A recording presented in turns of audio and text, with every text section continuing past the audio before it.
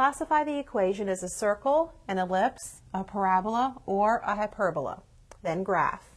We have the equation x equals the opposite of y squared plus 4y. Since we only have one squared term, the equation is that of a parabola.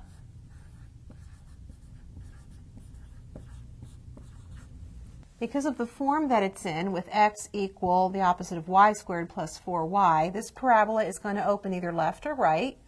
And because we have a negative coefficient of the y squared, we know it's going to open to the left. We can complete the square to find the vertex.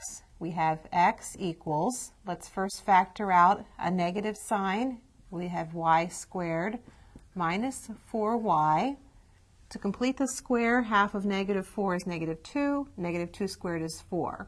We add 4 and subtract 4 inside the parentheses.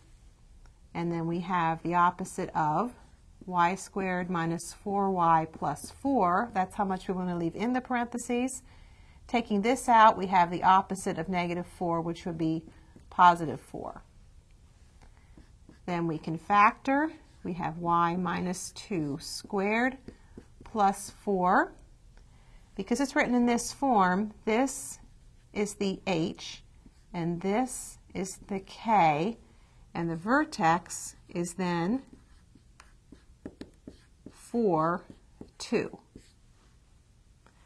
So let's plot the vertex, 4, 2, and we can get some other points by substituting values for y and calculating the x, and we would find that our parabola looks something like this.